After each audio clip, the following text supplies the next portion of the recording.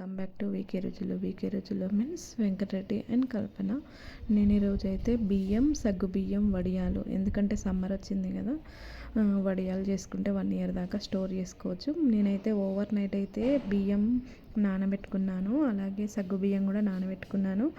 ఇది 1 కప్పు తీసుకుంటే దానికి 12 కప్స్ ఆఫ్ వాటర్ తీసుకొని స్టవ్ పైన పెట్టుకున్నాను. అలాగే మిక్సీ జార్ తీసుకొని మనం నానబెట్టుకున్న రైస్ అన్ని గ్రైండ్ చేసుకున్నాను. గ్రైండ్ చేసుకొని అందులోనే సగ్గు బియ్యం కూడా గ్రైండ్ చేసి వేసాను. దీంట్లో కొంచెం స్పైసీ ఉండాలని కొంచెం కొత్తిమీర, కొంచెం మిర్చి, జీలకర్ర వేసేసి గ్రైండ్ చేసుకున్నాను.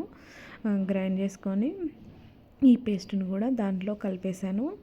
అలాగే స్టవ్ పైన వాటర్ పెట్టేసింది కదా, దాంట్లో సాల్ట్ వేసుకొని ఇవి కొంచెం మరిగేదాకా మనం ఉంచుకోవాలి, మరగాలి కొంచెం.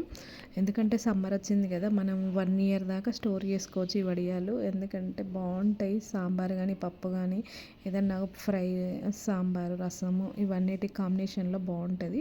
అలాగే కొంచెం నువ్వులు కూడా వేసుకున్నాను. నువ్వులు కూడా మనకు ఐరన్, సాల్ట్ ఇట్లా మనకి వడియాలలో అక్కడక్కడ నువ్వులు తలిగితే అది టేస్ట్ బాగుంటుంది.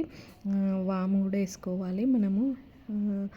వాము కూడా వేసుకొని ఇవన్నీ మసలేదాకా, అంటే బాయిల్డ్ అవ్వాలి, కొంచెం బాయిల్డ్ అయ్యేదాకా ఉంచాలి. అలాగే మనం ముందుగా మిశ్రమాన్ని మిక్సీ పట్టుకొని పెట్టుకున్నాం కదా, ఇవి మసిలాక బాయిల్డ్ అయినాక ఇందులోకి మిక్సీ పట్టుకున్న అదంతా బ్యాటర్ అంతా ఇందులో వేసేసేయాలి.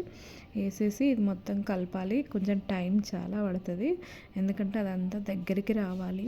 అలా దగ్గరికి వచ్చేదాకా మనం మొత్తం కలుపుతూనే ఉండాలి.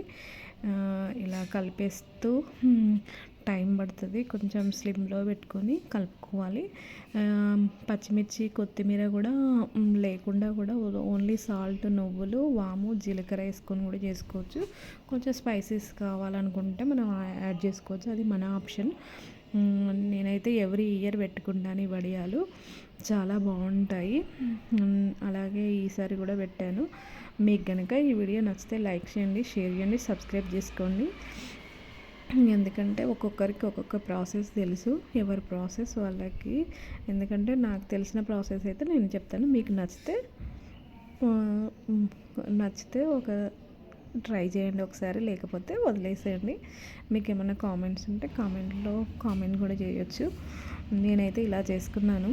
ఇవన్నీ ఒక క్లాత్, అది పేపర్ది ఉంటుంది కదా క్లాత్, పేపర్ మీద ఇట్లా స్పూన్తో వేసేసాను.